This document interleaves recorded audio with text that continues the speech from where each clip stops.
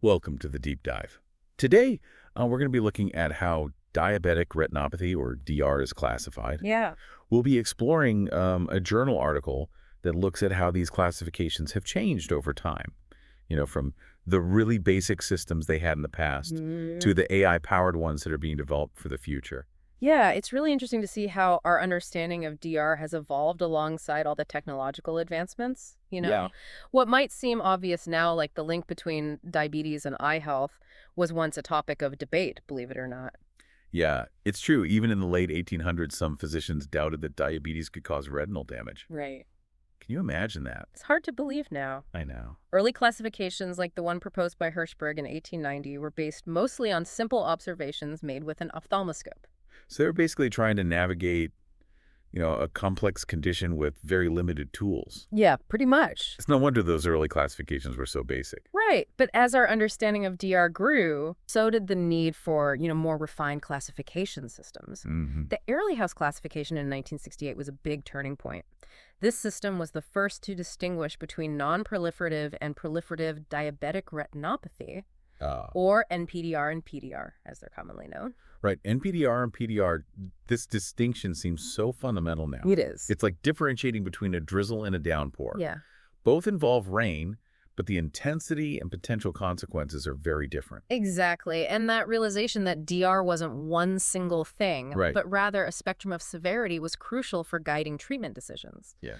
The Ehrlichhouse classification laid the groundwork for the systems we use today, including the gold standard, the ETDRS, or Early Treatment Diabetic Retinopathy Study Classification. The ETDRS, the intricate map of DR.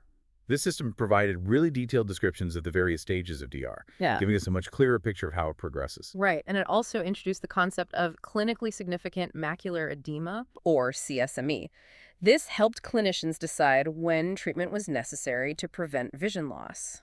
But as valuable as the ETDRS has been, Yeah. especially for research and clinical trials, its detailed nature makes it a little impractical for everyday clinical use. Yeah, it's a bit like using a scalpel to chop vegetables. Right. It's incredibly precise, Right. but can be a bit overwhelming for clinicians in a fast-paced environment. Exactly. Yeah. That's where the International Clinical Diabetic Retinopathy Severity Scale, or ICDR, comes in. Right. It's like the condensed, pocket-sized version of the ETDRS. Exactly. Perfect for quick assessments and patient communication. Yeah.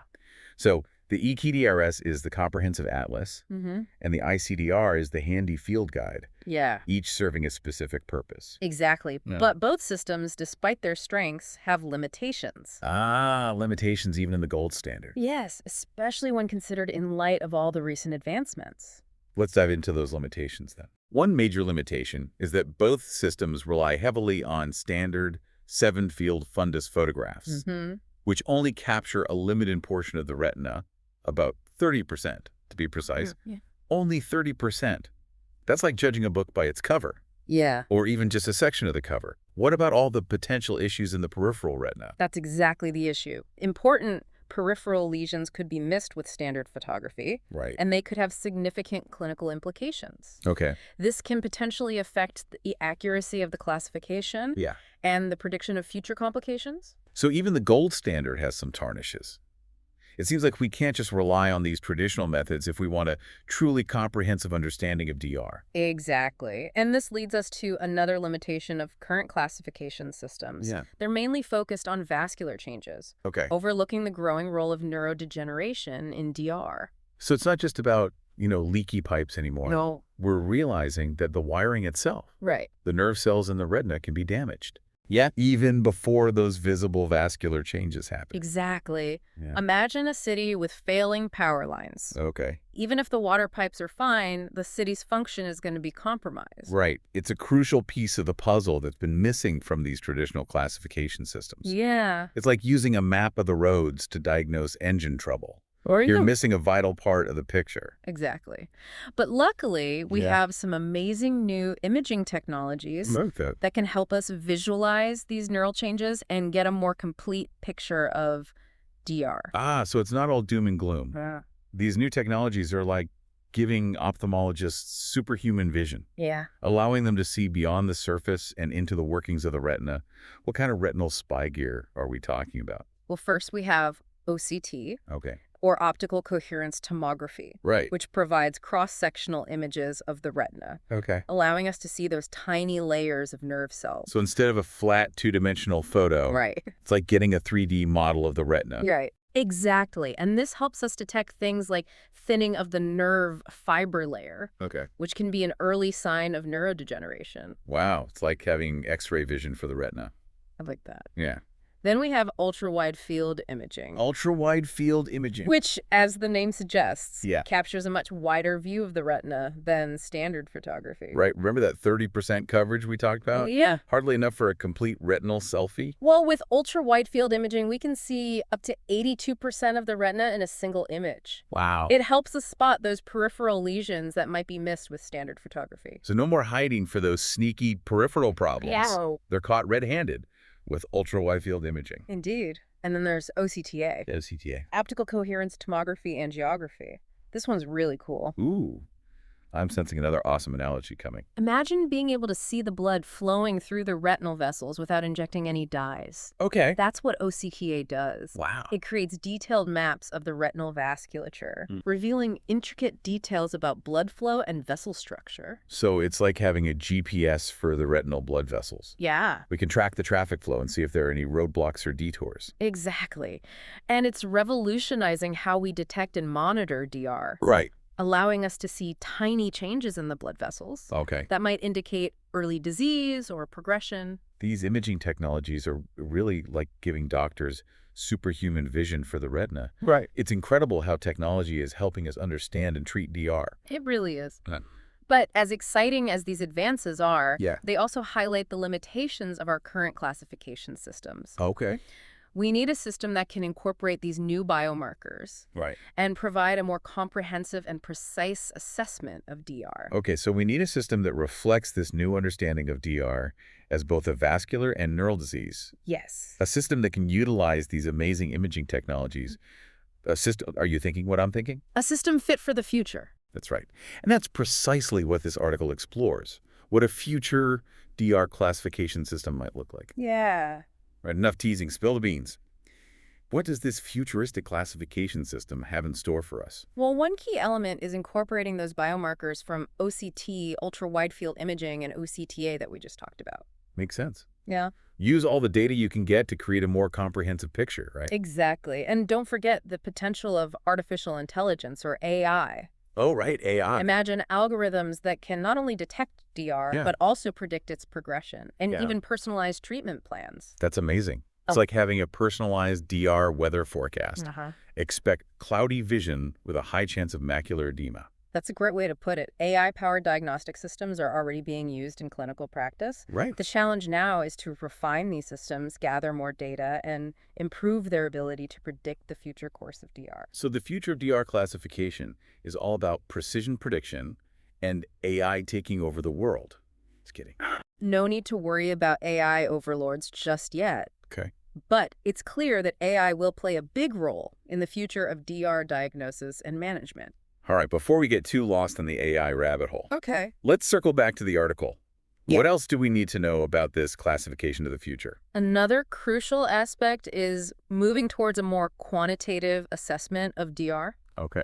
Current systems rely on semi-quantitative methods, Right. like comparing images to standard photographs. So it's like saying this coffee is kind of strong Yeah. instead of this coffee has 100 milligrams of caffeine. Exactly. We need more precise measurements. Okay. We need ways to objectively measure things like vessel density, Right. the area of retinal damage, Okay. and the progression of neurodegeneration. Got it. This would allow for more accurate risk stratification Right. and more personalized treatment approaches. It's like trading in your old-fashioned scale for a high-tech digital one. Yeah, You get a much more precise and reliable measurement.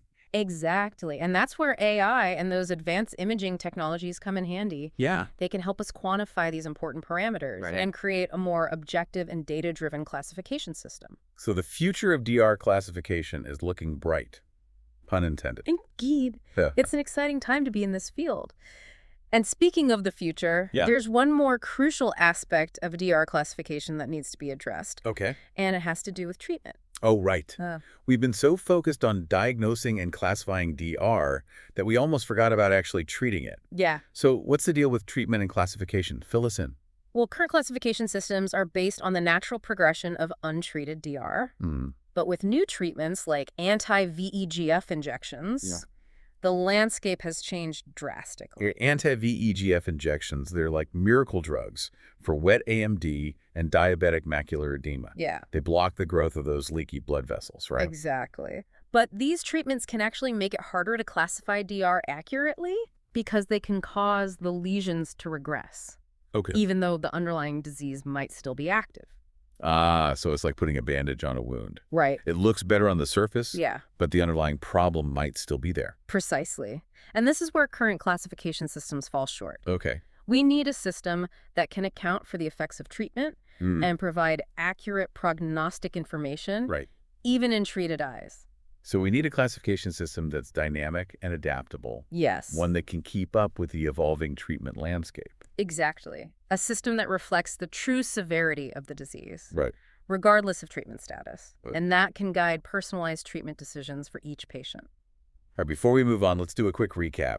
We've covered a lot of ground here. We have. We've journeyed from the rudimentary classifications of the past to limitations of current systems like the ETDRS and ICDR. We've explored the world of new imaging technologies like OCT, ultra-widefield imaging, and OCTA. Yeah.